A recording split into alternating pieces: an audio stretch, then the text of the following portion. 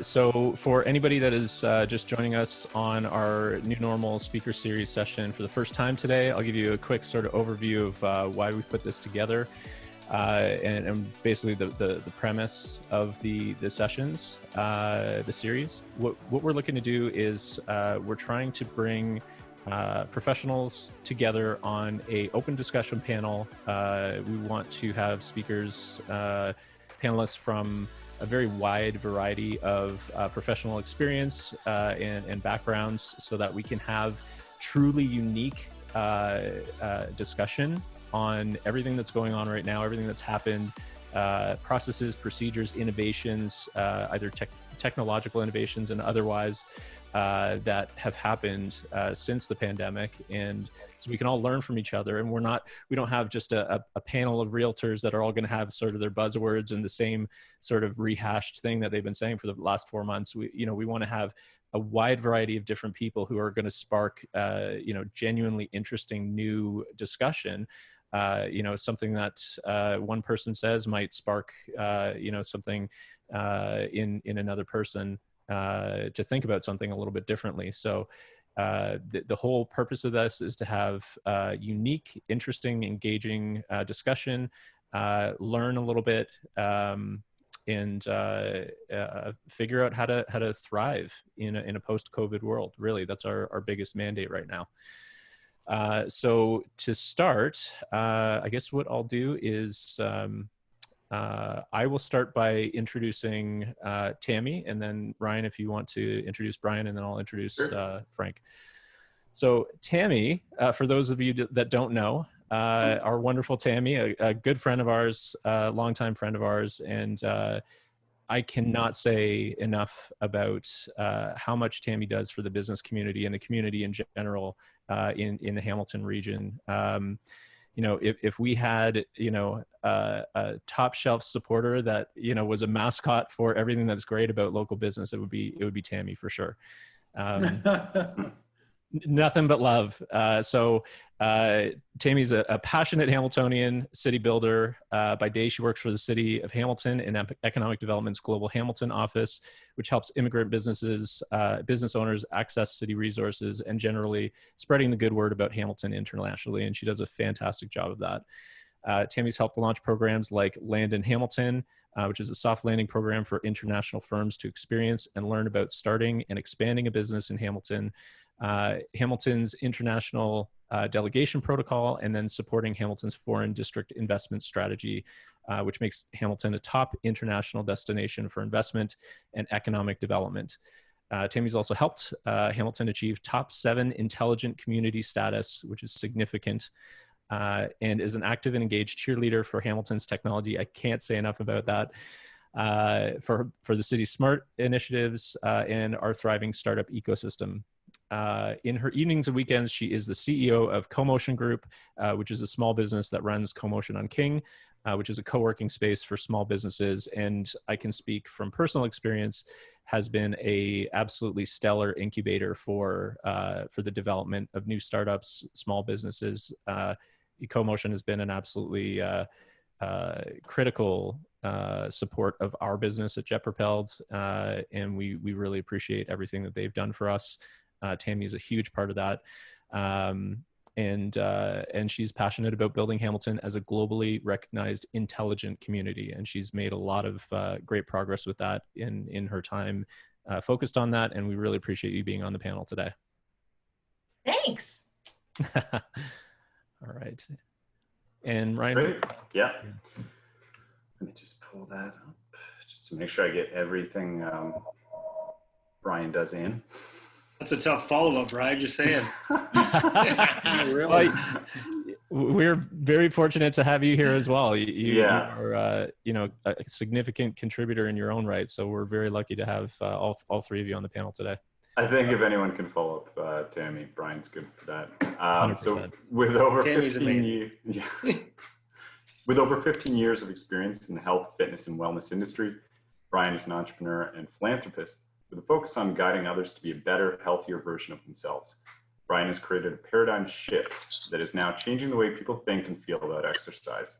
Brian is also the CEO and founder of Climb Hamilton, formerly Climb for Cancer, which has raised more than $1 million for total health initiatives in Hamilton. Brian has created his own not-for-profit that is dedicated to the total health of the community while donating in sectors of education, healthcare, and other not-for-profits in our community. He is the newest board member, Food for Kids, for the governing board, and the Hamilton Wentworth District School Board Student Success Foundation.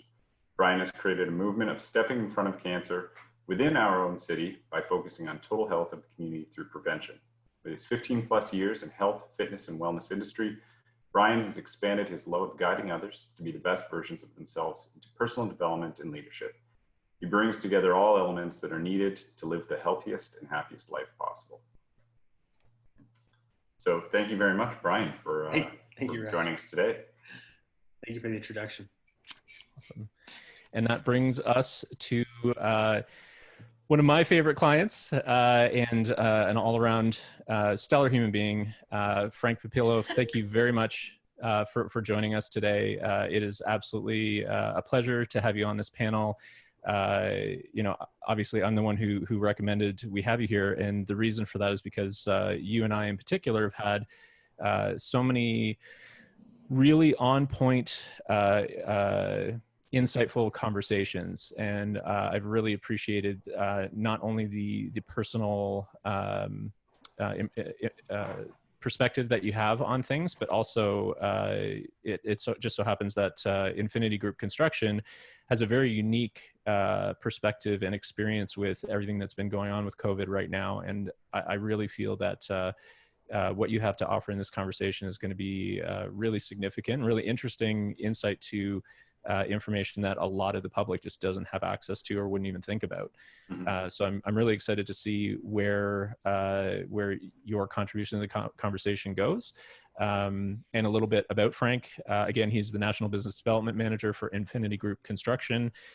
His experience as the National Business Development Manager is to build an innovative, progressive facility management company for all of their clients from coast to coast. Over the last 25 years, he's held director, CEO, and COO positions and has volunteered for some great companies. The companies were here in Canada, in the US, and as well in the Middle East. So he does have global experience, which is also great to add to this conversation.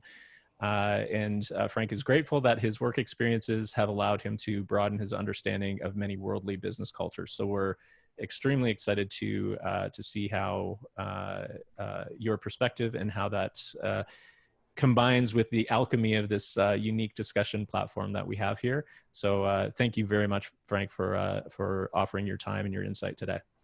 Oh, I appreciate the invite, Brad. Thank you very much. Absolutely. All right. Great. Well, we can get started with the first question. Wait a minute, who are you? Maybe just do a quick introduction of yourself. Oh yeah, I guess that, right? I don't know. So I'm Ryan. I'm also one of the co-founders of CoMotion, so partners with Tammy, and also the senior manager of marketing at Niagara Parks. I'm just involved in other things in the community, as well as actually involved with Climb Hamilton as well with Brian Humphrey. And I'm sure Brian will plug it as well too, and I hope he does. Also this evening we have our virtual Climb Hamilton 30 minutes for $30 physical activity to benefit a number of groups within the community. So yeah, that's me. Brad? Me, I'm Brad Dean. I am a creative lead and president of Jet Propelled, which is a full service marketing agency. I joked the other day that we are a community initiative company with a marketing habit on the side. So we have different community initiatives that we have come up with and that we support, including 5 Days for Good, Origin Stories, now the New Normal Speaker Series, and we're currently working on an Instagram takeover initiative to help Black-owned businesses in the community as well. We are very definitively focused on social causes, and we're really excited about opportunities like this to speak with people like Frank, Tammy, and Brian. Great. And just as we get started with the first question too, everyone who's on the call, if you do have a question that you'd like to ask, just either raise your hand or put it in the chat. And if you'd like to ask it yourself, we can absolutely do that. Just let us know if you'd rather ask it yourself or we'd rather ask it for you, but we can do that pretty organically as we go. Otherwise, we do have a number of questions that we can just run through to kick off the conversation, and whoever would like to go for it first, feel free. So the first question would be, what are the immediate macro changes most businesses will have to embrace post-COVID? So pretty softball, but good one to get us started. I can get started. Sure. When I'm putting on my small business hat with CoMotion, we are predominantly about face-to-face contacts, and especially offering a place for some of our small businesses and entrepreneurs to set up their business. So some of those immediate macro changes are definitely going to be like space arrangement and online delivery of content and programming. But I think that one of the biggest sort of macro changes for CoMotion was actually finance, and thinking about it from an operations perspective, because the biggest macroscopic sort of change for us was, how do we go off and think through emergency savings plans and thinking through how do we deliver something that is inherently a place-based service business, and how do we deliver that online? So it's been really interesting thinking about it from a small business perspective. I think when I'm putting on my City of Hamilton hat, the businesses that we talk to, a lot of them are talking about, I have to change my whole modus operandi about how I deliver business now. And it's thinking about it from moving away from just in time, so like inventory management and all that stuff, to now they got to think about warehousing because they're trying to stockpile things. They're also thinking about trade and borders closing up, and where do they get access to raw materials, and thinking through like what are the large scale supply chain issues. So when we talk about it, I have sort of two different perspectives, the small business side, but also from our industry sectors and the challenges that they're starting to see. So it's been a very interesting time for a lot of business. Yeah, absolutely. And one of the things that we're kind of fortunate, we do a lot of business with national accounts, and these national accounts, a lot of them had revenue stored up for something like this. Nobody would have guessed. However, what's happening is companies that didn't have that option or didn't have that ability to store up any kind of capital, when everything was closed, larger companies were using that time to basically do renovations, to do upgrades on all of their locations from coast to coast. But the average guy that has one store or two stores, he wasn't that fortunate. So if there's ever a plan, if a bank is listening to develop some kind of a program for smaller businesses to store up a little bit of capital on a monthly basis, in case there's an emergency, hopefully there's nothing like this in the next 10 years or something like that, that would be a step in the right direction, because national accounts that have been around have done very well. Smaller guy, not so well at all. And my hat's off to them, if they could survive this, that's for sure. Yeah. Brian? If I could, I was going to say, I love that kind of touch point, Tammy, in terms of like place-based service, because that's on the business side for us owning a fitness studio. You know what your clients want because they like to come to your studio and work out after work or before work. That's why they're coming, right? They get that motivation, they get that hard workout, they get that community. But then when we had to close the doors, we thought we could just offer everything and just flip online. And then you realize that some people don't have internet. They're just going to retreat to the cottage. They don't have pieces of equipment. There's all these different pieces that you're able to provide them with a place-based service. So, I mean, we felt, firstly, phase one for us is call every single member and have a genuine conversation to find out, what do you need in this time? Because it's uncertain for all of us. Number one, if it's financial, here are some opportunities. Here's some things that we're going to do to take care of you. This is what we're working on. So let them understand where we're at and what we're actually working on in terms of communication. Just letting them know that here's something, a quick free PDF to keep yourself moving, take some deep breaths, go for an easy walk, focus on hydration and eating healthy.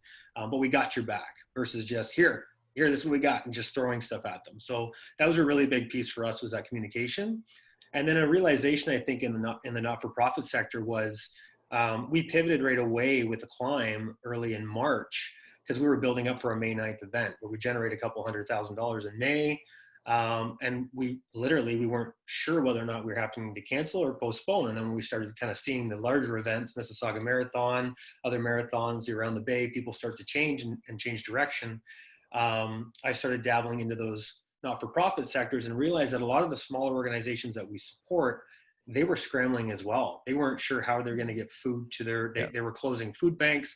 So we wanted to take the biggest and quickest approach to the largest infrastructure, which was Food Banks Canada, who then took that, multi-million-dollar investment from the government that said, let's look at the infrastructure because we need to make sure that everything's set up so that these smaller food banks and food shelters can take care of themselves. So, I mean, there's a lot of learning all happening at once, but you really understand the impact that some of these larger organizations like Red Cross deal with in a crisis situation. So I think we can learn a lot from them. One of the points that, a few great points there, Brian. One of the points that I think is really great to sort of focus on a little bit is the fact that everybody right now is trying to figure this out. So what does that mean? That means that when you try something out, if you have a little bit of a misstep or a failure in one case or another, you have leeway. People are going to give you that leeway to try new things and figure things out because we're all going through that right now. So, if I could, put out one idea to everybody on the call today, if you have an idea, but maybe you're a little bit, nervous about trying it out for fear of failure or fear of it not going very smoothly, now is the time to try things. If you've always wanted to reevaluate, reassess your business, right now. Because if you do fall flat a little bit, or if you stumble, people are going to prop you up.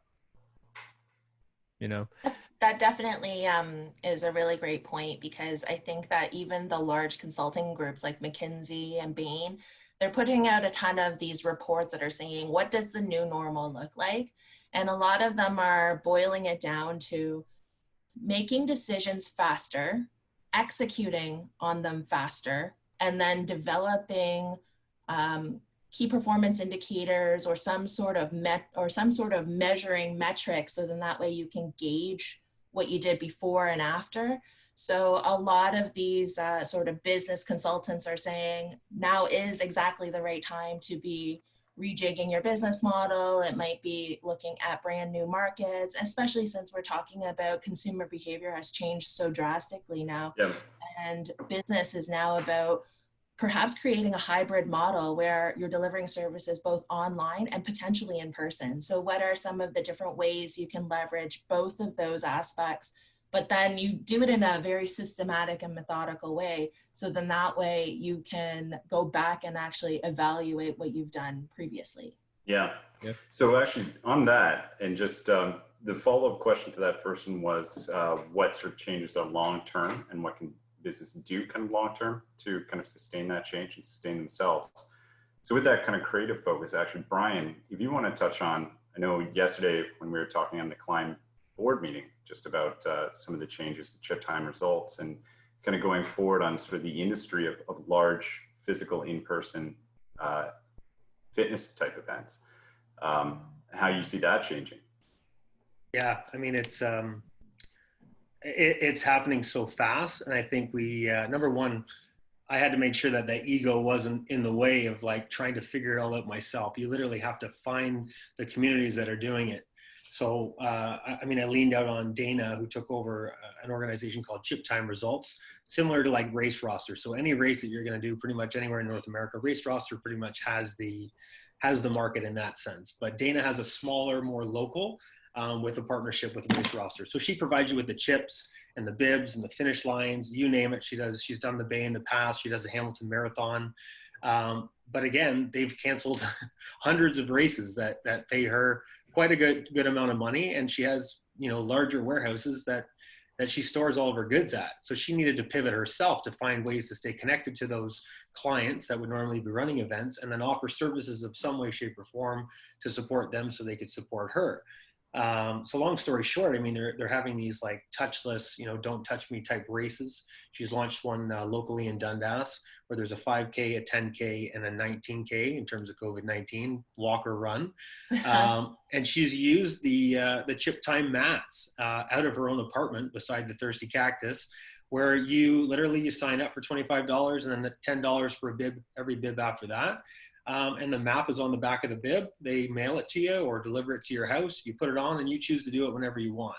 But as long as you get close enough to that first wall against the Thirsty Cactus, you know, the beep goes off. You can check it live on your phone, and then you follow the route that they give you. And as long as you come back, it gives you your time. So their goal is to have thousands of people participate in this way, you know, checking their own time. And these are the different races. But the tie-in to Dana was that she's so connected with these race directors all over North America. So the things that Dana's talking about are coming from the directors that are running the CN Tower climbs and are running the Toronto Waterfront Marathon and like larger scale races. So all of this information is coming back to someone like Dana who's local, and she's initiating these opportunities for us. What's great about things like that as well, you know, and I'll make the comparison to you know, different technologies and processes and things that are made to be adaptable for people with disabilities and things like that. The fact of the matter is that, you know, curb cuts and sidewalks were originally made for people with disabilities. They benefit us all. You know, when you make things, you know, that are going to help to overcome certain types of challenges, 9 times out of 10, they just make the process better for everybody in general. So it sounds to me like the processes that they've built into this are just going to make the experience for people better going forward in general. Frank, I wanted to pose that question to you as well. So with regards to, because you've got a really unique perspective, because, you know, IGC is a substantial business in its own right, doing a lot of great work, but you guys service a lot of very large institutions. So you're able to see not only what you guys have done to compensate for the challenges that we have right now, but also you've been able to see and support the different types of changes that your clients have. So I'd be interested to see what sort of changes you've seen either at IGC or in supporting your clients, and how those are going to positively impact you and those businesses long term.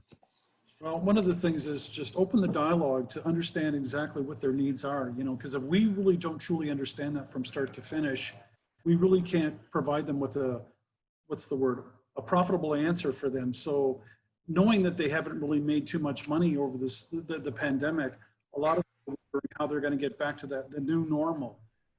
So, you know, promoting the whole idea of COVID-19 in a lot of our marketing to let other people know, even if you're not doing business with us, that we support the whole process of making sure that people are safe. Your staff, our staff, the people that come in, it basically, it kind of separates you from companies that aren't doing that. And, you know, I look at my competitors' pages and their websites all the time, just to understand where their head process is when it comes to this. And, you know, profit is great, but at the end of the day, if we don't take care of our clients, we don't have a business. So when we look at somebody, let's say, I'll say Starbucks, hopefully nobody's on the call, but one of the things with them is, you know, as they're opening up, and a lot of their stores are converting into just basically drive-bys, or you go in and just get a coffee and you pick it up and you leave. As for sitting down the way that they used to, those days are over. And they're going to be, you know, that period of time that we experienced before March, you probably won't see that again until maybe the middle of next year.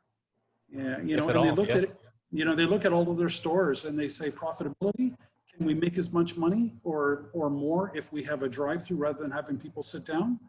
Well, I've been to Starbucks a few times where I've been there for 3 hours and had one coffee. You know, I just think promoting the whole idea of handling COVID and being safe and making sure your staff and your clients are well is a step in the right direction. If you're not doing that and you're a large company, I'm not quite clear on exactly what your motive is at this point in time. Yeah. And I think if I can jump back in there, we're seeing the really big talk on transportation as a service, right? So I mean, that's my immediate thought is like, instead of rejigging the brick and mortar business, which again, you know, you're working on rent subsidies and brick and mortar, you know, leeway and taking loans out to keep your rent. You don't even know if your clients and members are coming back, whether they feel comfortable, like you said, sitting at a cafe or working out with 20 people in a room. Those days are definitely not on there. So our business model was built on 20 people per class by so many classes per week. So we have to start building gym as a service. We have to be the Netflix of gyms. I mean, we need to give people that convenience, that safety, and that opportunity at the lowest cost possible, because there's so much out there. That was actually. Go ahead. Go ahead, Frank. The thing is, I have a gym membership, and they took out a payment in March, which was fine, and I figured they would just continue to do that, and at the end of the day, they would kind of put it back at some point in time. But they haven't debited anything since March. And, I'd love to go back to the gym. I've been in my house for 4 months. The time is, you know, I have a little bit of a gym in the basement, but it's not the same. And when you talk to a trainer, it's completely different than talking to your cat or somebody in your house. So depends on the trainer, Frank. And yes, this is true. This is true. Yeah, I want to go. You know, expand on that point a little bit, Brian. So that was one of the original premises of this speaker series, was the idea that we need to blow up our business models. You know, and when I say that, you know, we talk about you know, there are the tools that we use to provide value to our customers, our clients, our patients, whatever the case may be. But those are just tools, you know, and we get so tightly bound to those tools or spaces or processes and ways of doing things. But the fact of the matter is that we're providing value in so many other ways that we just need to figure out what are the tools now to be able to provide that value. You know, one of our clients is a jiu-jitsu academy, and we've had this conversation at length to say, you know, your value is not in having people come to your facility and grapple with each other. Your value is building community, building self-confidence, educating people. And there are a number of different tools that you can use that don't involve a facility, you know, and it's just a matter of blowing up your expectation of, you know, how have we done this traditionally and historically? How do we revisit this now in a safe way that's going to be able to provide longevity well past a second wave or whatever the N1 new pig swine flu thing that, you know, is going around right now. Like, who knows what the future holds? But you know, if we really step back and take a look at, you know, why are we doing what we're doing in the first place? What is the core component of that benefit, and how do we redistribute that and reinvent that for our clients? Yeah. I think, speaking from a city perspective, that's what we're hearing. We hear that from our small businesses, that they are looking at, well, new business models, delivering service in a different way. But then as a city, we think about it from a large infrastructure play. So, and this is something that Brad and I have talked about too, is that at length, rural broadband sucks. Like, Brad's out in rural, and there is no way for him to be more effective or make better business because of the fact that the sheer infrastructure isn't there. So that's part of where the mayor has his economic recovery task force, and these are the types of information that we need to hear, because this is exactly the time as a small business owner and as a community member to be very vocal about the things that you need from your city. And internally, I'm constantly beating the drum about internet and fiber and broadband access in Hamilton, because I truly believe that in order for us to be considered an intelligent community and for us to get more investment, we need to have that infrastructure in place. So this is where we say, like, okay, Brian, if you're trying to develop your community online, what is it that you need in order to facilitate that? And how do we as a city go about being that advocate for you? Mind you, we're also trying to figure out how to make a little money, because the city's actually lost a lot of money in this pandemic. Sure. I think, yeah. Transportation as a service is definitely another thing too, right? Like, how do we change up HSR, especially since we've lost so much with free ridership and everything like that? But yeah, Brian, those are exactly the points we need to think about. And your point and understanding on also sit as a board member for the Hamilton Foundation for Student Success with the Hamilton Wentworth District School Board, and understanding, like, again, you're connected to the need of the child from Monday through Friday, and you have all of your social services integrated into your educational system. And then all of a sudden, thousands of those children are no longer showing up to school, and those needs are heightened. It's like, what now, right? So it was a really big realization that we pivoted money from what would have been prom to making sure that families had internet and had technology, because how are they supposed to learn? And how are they, like, we shipped over 2,000 iPads to students in need. Yeah, right. Awesome. With And 3G then again, access too. And it's understanding, like, okay, before we ship this, does a family have internet? And if they don't, well, then let's make sure that that's part of the package, right? Because that's a bad experience. Here's an iPad. Oh, wait, you don't have internet. So, like, really understanding what your families really need.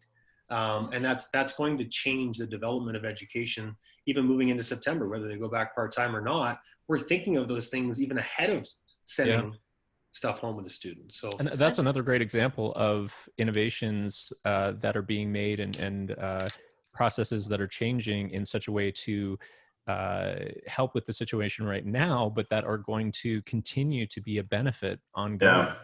You know, there is definitely, I talk about a lot about there being this has been a really great time of understanding that two completely contrasting things can share the same space. We can understand that this is a pandemic. This is a very serious time in human history. And there are a lot of people that are extremely negatively impacted by this. And then in that same context, we can also understand that there are innovations and processes that are changing. We have social movements that, quite possibly might not have happened to the scale or longevity that they are happening now had we not been going through this. So there are certainly very contrasting negative and positive things that are happening at the same time.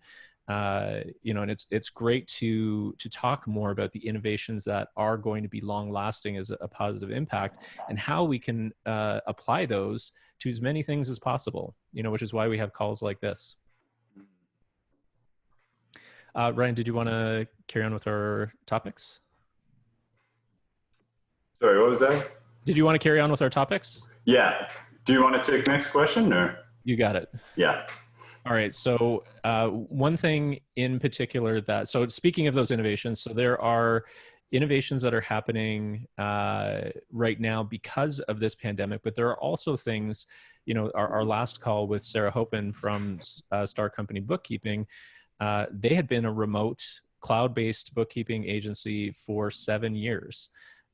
So we wanted her on the call in particular because she's got a 7-year head start in this game, and putting that into practical application and, going through all the bumps and bruises and figuring all that stuff out. So the one question that I wanted to pose to our panel today is, have you seen any innovations or anything that has already been done prior to this that is interesting or unique that we should be ramping up during this time, that we should be, pushing forward on and doubling down on? Oh, I think that, go ahead, sorry. But Frank, perhaps you go first then. No worries. Oh, so basically, with us, we do business with people from coast to coast, whether you're a small contractor or a large contractor. It's crazy when I would get an invoice from a contractor, and it's basically a handwritten invoice that he took with his phone and he text messaged it to us. And there's some of that still going on. With us, we're totally 100%, digitalized, which means is when a contractor's at a job site, everything he does is basically taken with his phone. It goes into the system, then it goes in the bookkeeping system. So I think that with regards to what's happened over the last 4 months, you really need to get on track to get everything to a point where, whether you're using a phone or a tablet, that everything just goes directly into your device, and there's a link to that same file that can help you escalate and get your job done quicker, whether it's invoicing or whether it's even just asking, excuse me, somebody who you need some professional advice from, whether it's a master electrician, a plumber, or somebody who's working on a site. So the more digitalized everybody gets, I think, first of all, we're going to save a lot of paper, but it's going to speed up the whole process of recovery. And so that's kind of what we do and what we're promoting with some of our contractors as well. Yeah, we've definitely seen, obviously we've had great examples of digitization, over the past, 5-10 years, starting to sort of have a bit of a slow curve. And then we hit something like this. And obviously that curve is starting to spike quite a bit. So definitely a primary consideration for anyone in business right now to really ramp up and double down on the digitization of any processes and that you have in your business, for sure. I've actually seen that I feel like our business practices are moving a little bit more backwards, or that we're doing away with some of the newfangled ideas. So the concept of open office, especially in a co-working space, is starting to die because of pandemic and COVID. So we're likely seeing a revert back to closed offices. We're going to see the 6-foot office being a lot more prevalent, which is like essentially 6 foot of space in between you and other people. We're moving to one-way directions inside of the space, just so that you can minimize contact with other coworkers. But I think that with all of this digitization, to piggyback off of what Frank is saying, we're going to see significant challenges with digitization because of security issues.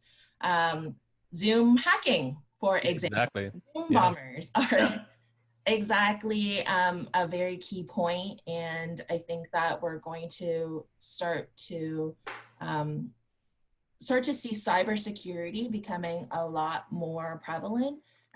This is where you're starting to see 2-factor authentications. You're also starting to see multiple verification codes.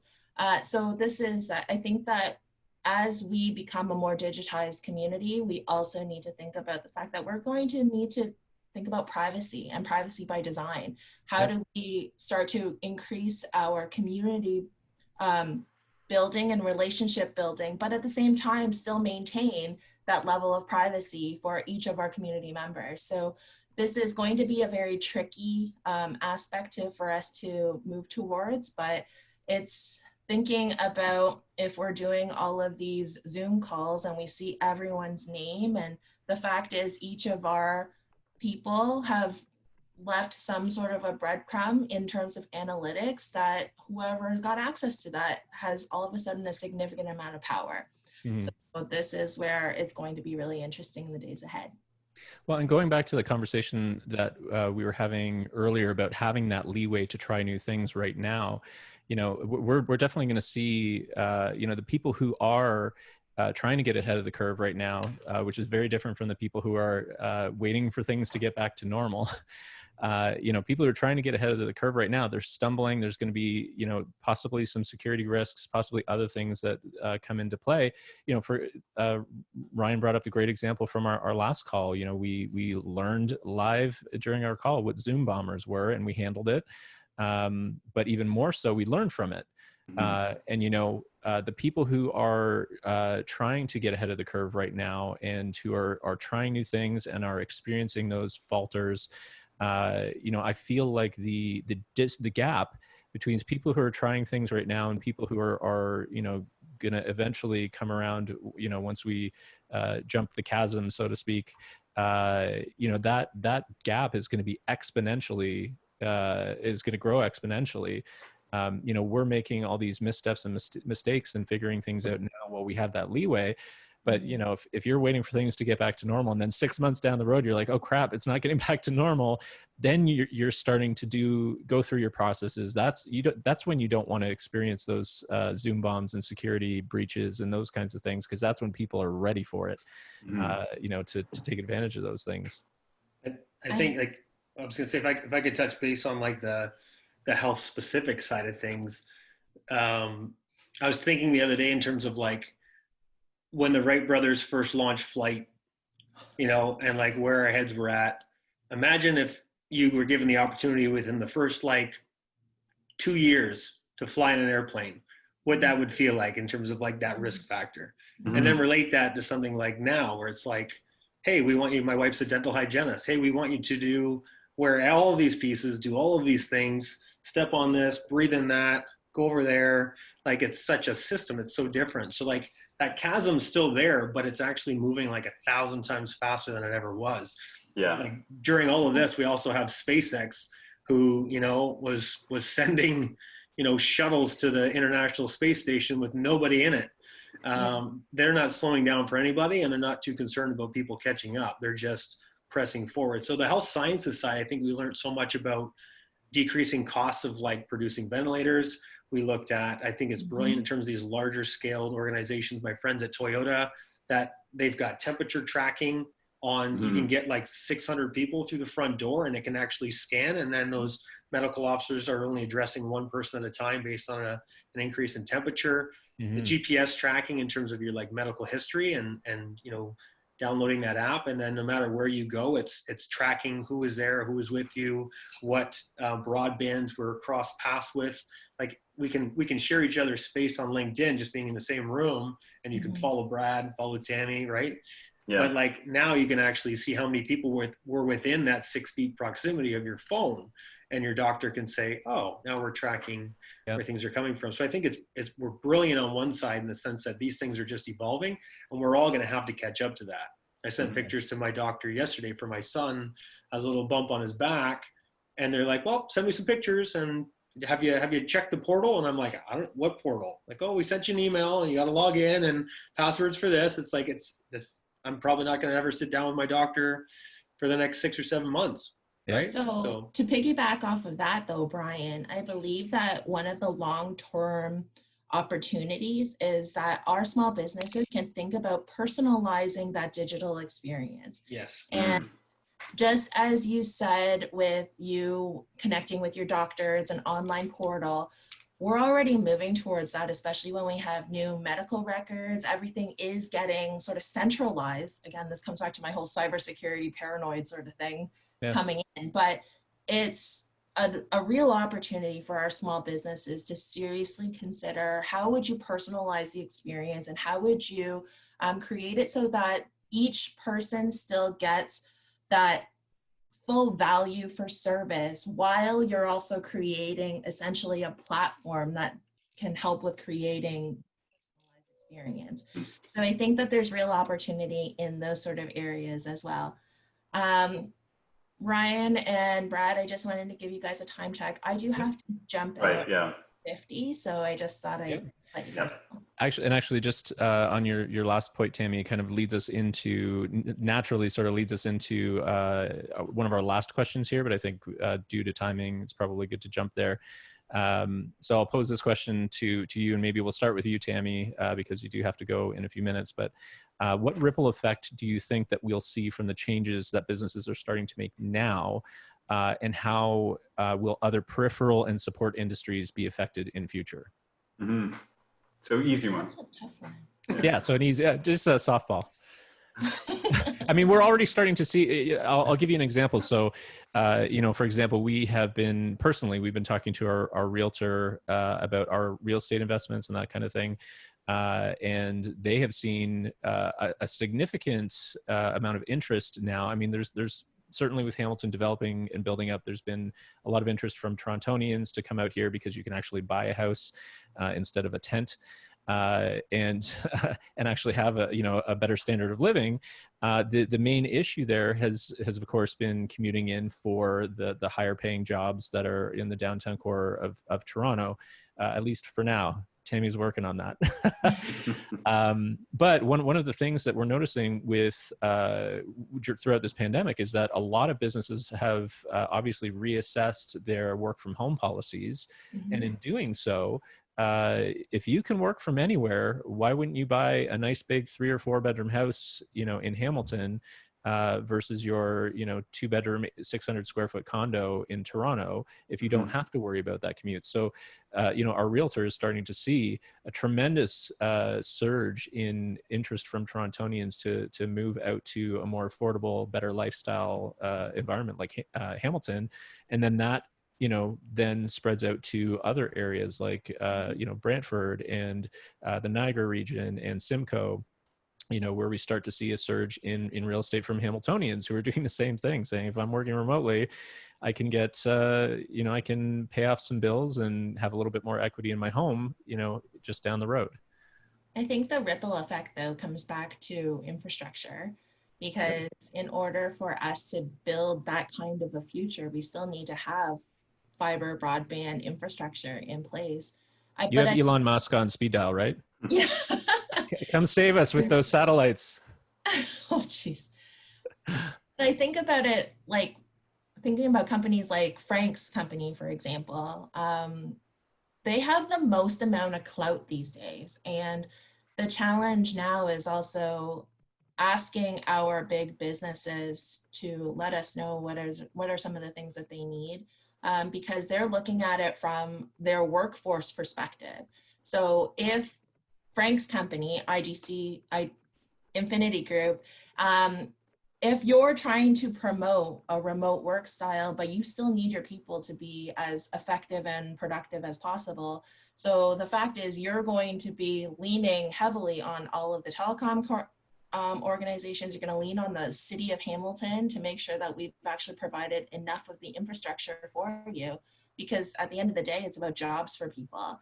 So I think that the ripple effect from all of this is that the city's going to be a lot more accountable, and our small businesses have to do a lot more communication with the city in order to let the city know that these are challenges in order for us to do business. So when I put on my small business hat in terms of my ripple, is I think about it from what can I directly control and what can't I control? And the things that I can control are going to be my business model, my HR, my overhead expenses. But the things I can't control is internet. So how do I get more internet in order to do better work for my business and to make it to make me much more sustainable for my community members and for my clients and that sort of thing. So I think this could be. Sorry to interrupt. This could be that final push from the invisible hand of the economy that the city needs to really push this initiative and this agenda that you've been pushing for a long time. This could be the big spillover, right? The challenge too is that a lot of the time cities think in terms of taxpayers, and at this point, our taxpayers have mostly been residential. So if our residents are happy that they still get Netflix, they're not going to complain about internet. However, if we want to really build our city to be a bigger city, we need to lean on our small and big businesses to actually tell the city these are the factors that we need in order to build a better city. Because again, if you're at home and you're a resident and you have Netflix at home, you're not going to care about better internet. Yeah. All businesses, they care about internet. Oh yeah, Absolutely. So these are the types of ripple effects, I think, that we're going to start seeing, that cities are now, I think that there's still going to be a move towards densification. I think we're still going to have bike-friendly streets, and we're still going to have outdoor cafes. But again, this all comes back to infrastructure, making sure that all of our infrastructure is in place in order for us to facilitate a better community. Yeah. Thank you so much, Absolutely. Tammy. I know you have to go. We really appreciate your time. Thank you for joining Thanks, us. Tammy. Bye, Tammy. Awesome. So we would pose the same question to you guys, Frank and Brian. So what ripple effect do you see in peripheral industries from everything that's going on right now? What are we projecting in the future? With us, I think that the ripple effect would be, again, we talk about digital access and who's got internet and who doesn't, and what areas have it and what areas don't. And at the end of the day, when you look at what we do, although we're a maintenance company mainly, they still need to communicate with everybody in that team to make sure things get done properly. Because if we walk away from a job site and something isn't done perfectly, or on time, and it creates a ripple effect, which means is it affects that client in a negative way where they lose money or profit, that doesn't show well on us. Yeah. Whole idea is, it's great to talk on the phone. I have a really old phone in my office. Maybe one day I'll send it to everybody, but if it's great to talk on the phone, but at the end of the day, making sure that everything is done, recorded properly. And if somebody has a question, at least they can go back and say, well, what about this note? What about happened with that? So, so if efficiency and efficacy of communication is going to become paramount. Yeah. Online integration is where it's at right now. Yeah. And I think just to dive off that as well is in the personal wellness and understanding that, coaching, connection, those types of things, from a co-working standpoint, those side conversations that you would normally have with somebody at the water cooler is actually like people blowing off steam and kind of, rubbing shoulders on an idea or just kind of working through something that relates to their day at work. And we're missing that right now. So we have technology that connects us better than we've ever been connected, like better than ever, quicker than ever, stronger than ever in that sense. But I think we're going to have to catch up that emotional understanding of how to navigate those things again with the infrastructure, with the security, with the accountability, those types of things. I think the ripple effect now more than anything, and again in these political times, is that we do understand that we need professionals that understand what they're doing in leadership positions. Because I've seen our industry, everybody and their uncle is a personal trainer and is a coach. They might have been an esthetician at a spa, 4 months ago, and then now they're offering personal training online services. Or life coaching. Yeah. Or life coaching. Exactly. Absolutely. And yeah. I mean, my partner, Chris Wilson, and I, he runs a company called Simplify Your Why, and I've got Shift Fitness. We've kind of collaborated, both of ours, because we've had to really navigate these uncertain times, called Shift and Simplify, focused on the physical and mental well-being, because companies are trying to look at the mental health of their employees, and their employees are scattered all over the place. So they don't have a meeting spot where they can actually see how Tammy's doing or see how Brad's doing. Like people are lost in the weeds and they're stressed out, and they're still trying to operate the same things while being a parent and juggle all these things. So our goal is to take that off their plate 110%, let the professionals who understand how to navigate those things through coaching, through implementation with technology, and then you can focus on your business. So, I mean, that's kind of closing the gap, right? But how do we... I love that so much. We touched on that on our last call about how we've seen, the restaurant and hospitality industry has been really at the forefront of innovation because they had to be. They were immediately hit. You're not serving people food remotely, so they had to immediately find ways to be innovative. And one of the things that we saw as a trend, at least in Hamilton, was partnerships, unlikely partnerships from, different restaurants and bakeries. And the one example was Caro and Bitten Cupcakes, coming together to do packages of things together. And so we talked about it last time because we were part of the premise of this speaker series is to say, okay, well, what are other people doing in their own industries, and how do we apply it to a broader scope, and how do we rework the general principle and idea of that innovation so that it benefits other people. And what a great example. I mean, who would ever put together the idea of a fitness space, a gym, and professional coaching? But the way you just described it, it's like it's peanut butter and jam. It's like it only makes sense to do that, to be thinking about the physical and the mental and do it in a way that you can reach and benefit people remotely. I think that is brilliant. That is a great example. Thank you. Thank you. Yeah. So we're at 1:56. So we will wrap it up around 2, but I don't know if everyone who's been listening, if there are any questions you'd like to squeeze in before the end, or Frank and Brian, if there's any kind of final thoughts you'd like to add, or Brian, a plug for this evening, or... Yeah, absolutely.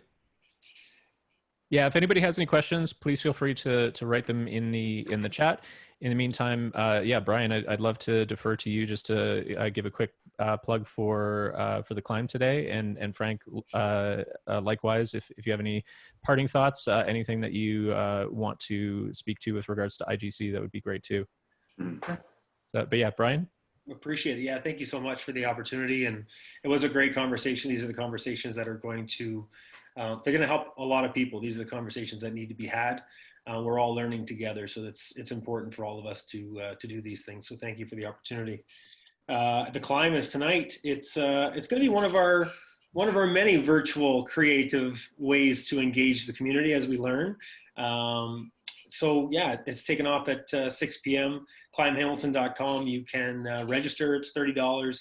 That will support all the charities that we're supporting, from YWCA to Empowerment Squared to Food for Kids to the Hamilton Foundation for Student Success to Hamilton Food Share to Hamilton Health Sciences. Those are the organizations that we're supporting.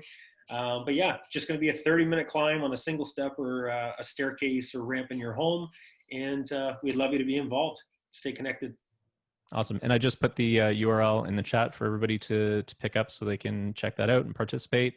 Thank you. Climb Hamilton, Climb for Cancer and everything has been fantastic support of the city and the people who really need it the most. And I certainly appreciate all of the hard work that you've done in building that organization. You've done a great job, and it's really set the standard for being able to provide support for people who need it. Thank you. Thank you very much. And Frank, yeah, any parting words? Just if there's somebody on this, in this chat or in this webinar that owns their own business, one of the things that I've tried to do is that when you're online and you're marketing online and you're getting questions from other people, and some of them may even be your own competitors, and you have no idea. One of the things that we've done, or I've done, is specifically with LinkedIn, I build up whoever I see on LinkedIn. And it basically, as we go through the motions and we start talking, getting a little bit closer to who that person is that wants to do business with us or somebody else, I never put them down, and I always say, yeah, I know that company. One of the things you might, I build them up, and I never go down a negative road on any of that. Because what happens in the long run is that person who would be listening to that conversation or seeing that conversation on LinkedIn, it may say, oh my God, why would he be doing that when he needs the business? Well, we all need business, but at the end of the day, if we can help each other, that's what it's all about for me anyway. And build up your competitors, build up your own company, and who knows what'll happen, and just keep an open mind on the new normal, so to speak. Perfect. That's a great way to end it. And and that is advice that has traditionally been the way to go. Whatever you are projecting as a business or a person is absolutely a representation of your character and nothing else. Regardless of what other people are doing. So certainly great advice, great thoughts. Ryan, how are you feeling? I think this was a wonderful conversation. I really appreciate everybody on the panel and everybody that joined us. Ryan, do you have any parting thoughts? Yeah, no Zoom bombers. So that was Zoom bombers. Great. Great. See, we learned.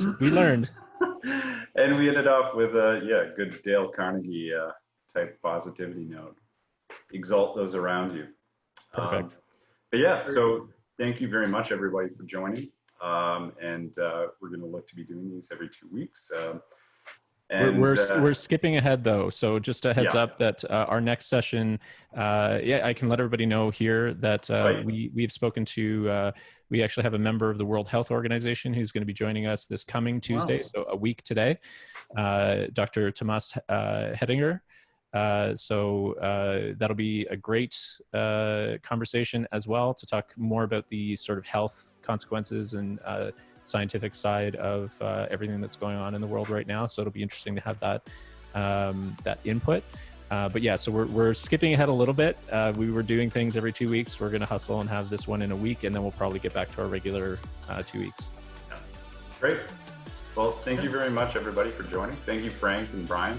And thank you, Tammy. I'll pass it around. Yeah. Everybody have a great day, and we'll catch up with you soon. Yeah, thanks everyone. Bye.